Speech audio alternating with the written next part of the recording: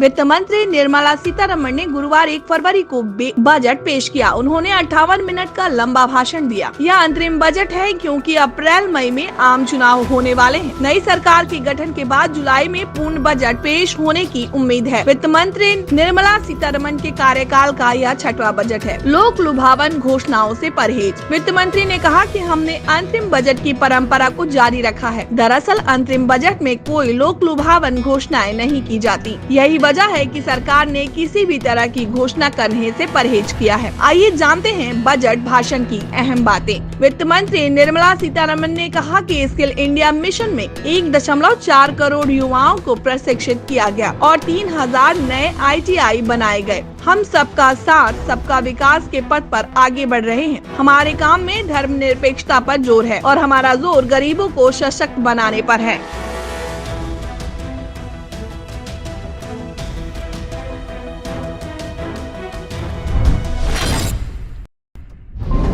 JEE Mains exam 2024 result will be declare on the February 12। JEE Main पहले सत्र की परीक्षा आज 1 फरवरी को समाप्त हो रही है। राष्ट्रीय परीक्षण एजेंसी NTA द्वारा आयोजित संयुक्त प्रवेश परीक्षा जनवरी सत्र की अंतिम पाली आज शाम 6 बजे आयोजित की जाएगी। इसके बाद परीक्षा में शामिल हुए लाखों अभ्यर्थियों का रिजल्ट तैयार किया जाएगा। इसी क्रम में रिजल्ट से पहले प्रोविजनल आंसर की जारी की जाएगी। इसके बाद उम्मीदवारों से आपत्तियां मांगी जाएगी और फिर उन आपत्तियों पर विचार करने के बाद फाइनल आंसर की और रिजल्ट घोषित किया जाएगा। राष्ट्रीय शिक्षा नीति NEP के जरिए परिवर्तनकारी सुधारों की शुरुआत की जा रही है। STIM यानी कि विज्ञान, प्रौद्योगिकी, इंजीनियरिंग और गणित पाठ्यक्रमों में 43% महिलाओं का पंजीकरण हुआ है, जो दुनिया में सबसे अधिक है। स्वरोजगार के लिए PM मुद्रा योजना के तहत 22.5 लाख करोड़ रुपए का कर्ज दिया गया। महिलाओं के रोजगार के लिए PM मुद्रा योजना के तहत 30 करोड़ कर्ज महिला उद्यमियों को दिए गए। 1.4 करोड़ युवाओं को स्किल इंडिया योजना का फायदा मिला। स्किल इंडिया मिशन के तहत 20 से अधिक केंद्रीय मंत्रालयों, विभागों के माध्यम से देश भर में विभिन्न कौशल विकास योजनाएं लागू की गई। देश में 7 नए IIT और 7 नए IIM खोले गए। पिछले 10 सालों में 390 विश्वविद्यालय खोले गए।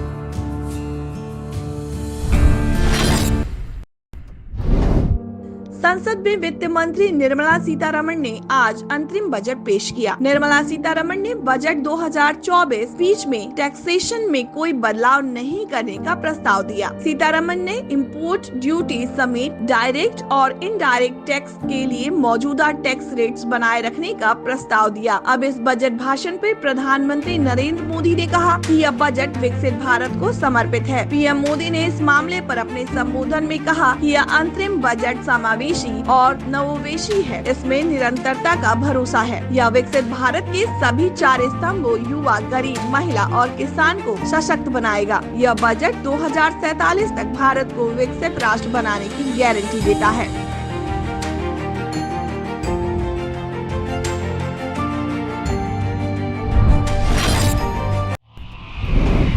झारखंड के पूर्व मुख्यमंत्री हेमंत सोरेन की मुश्किलें लगातार बढ़ रही हैं। जमीन घोटाले के आरोपों में घिरे हेमंत सोरेन पर इस हद तक शिकंजा कसा गया कि उन्होंने PM पद से इस्तीफा तक दे दिया। पूर्व मुख्यमंत्री फिलहाल ED के हिरासत में हैं। कस्टडी में उनकी पहली रात बेचैनी में कटी। दूसरी तरफ उनकी पार्टी झारखंड मुक्ति मोर्चा के विधायकों ने बेहतरीन भोजन और नाश्ते का लुत्फ उठाया।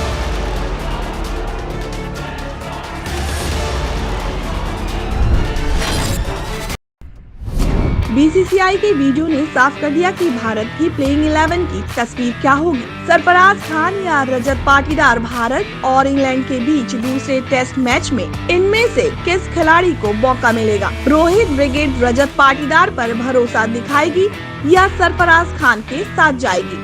विशाखापट्टनम टेस्ट मैच से पहले भारतीय क्रिकेट फैंस के सामने सबसे बड़ा सवाल यही है। भारतीय कप्तान रोहित शर्मा या कोच राहुल द्रविड़ ने इस बारे में अभी तक कुछ भी नहीं कहा है। BCCI ने जरूर एक वीडियो शेयर किया जिसमें रजत पाटीदार टीम इंडिया में अपनी वापसी और तैयारी की बात कर रहे हैं। रजत पाटीदार के फैन इसे उनके प्लेइंग 11 में शामिल किए जाने के संकेत के तौर पे देख रहे हैं।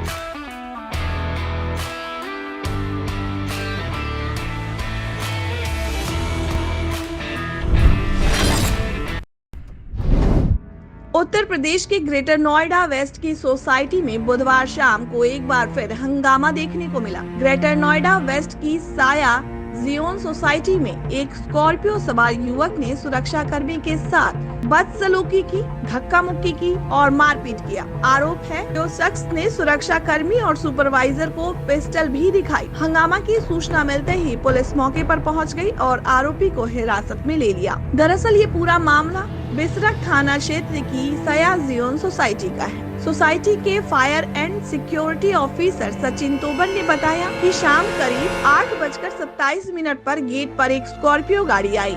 इसमें एक युवक और कुछ महिलाएं सवार थी। उन्होंने बताया कि उनके फ्लैट नंबर B1705 में जाना है।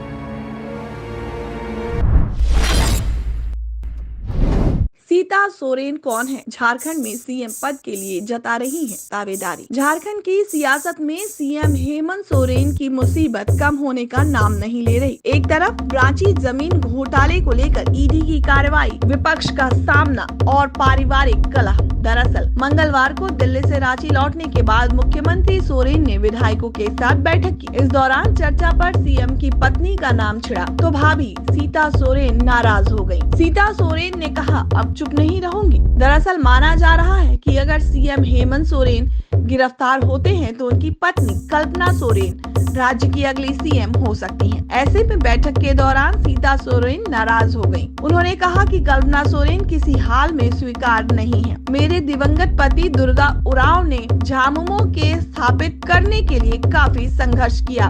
वर्ष 2019 में भी मेरी उपेक्षा हुई थी, लेकिन मैं चुप रही। अब मैं चुप नहीं रहूंगी। आरबीआई ने पेटीएम पेमेंट्स बैंक पर लगाया बैन। ग्राहकों के पास 29 फरवरी तक का समय। रिजर्व बैंक ऑफ इंडिया यानी आरबीआई ने तत्काल प्रभाव से पेटीएम की बैंकिंग शाखा पेटीएम पेमेंट्स बैंक के नए ग्राहक जोड़ने पर रोक लगा दी है। आरबीआई ने 31 जनवरी 2024 को ये आदेश जारी किया। केंद्रीय बैंक के नियमों का पालन नहीं करने के चलते पेटीएम पेमेंट्स बैंक पर ये कार्रवाई की है। 29 फरवरी के बाद बंद होगी पेटीएम पेमेंट बैंक सर्विस। इसके साथ ही आरबीआई ने कंपनी को ये आदेश भी दिया कि 29 फरवरी के बाद मौजूदा ग्राहकों के लिए भी अकाउंट में अमाउंट ऐड करने पर रोक लगा दी जाएगी। इस आदेश के बाद Paytm payment bank credit deposit transaction नहीं होगा। वहीं 29 फरवरी के बाद Paytm payment bank banking service भी नहीं दे पाएगा।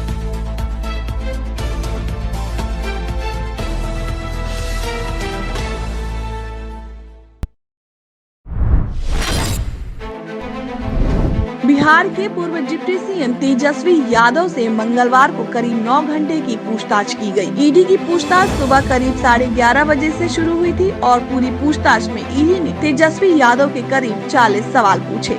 दरअसल तेजस्वी यादव पर साल 2004 में नौकरी के बदले जमीन लेने का आरोप है। इस दौरान लालू प्रसाद यादव रेल मंत्री थे, जिसमें कहा गया था कि लालू के कार्यक्रम में नौकरी के बदले जमीन दी गई थी। इससे जुड़ी अहम दस्तावेज सीबीआई और प्रवर्तन निदेशालय के पास है, जिसके संबंध में पूछताछ की गई। तेजस्वी से पहले आईआरएस, सीटीसी घोटाले और जमीन के बदले नौकरी देने के मामले में सोमवार को राजद सुप्रीमो लालू प्रसाद यादव से भी पूछताछ की गई थी।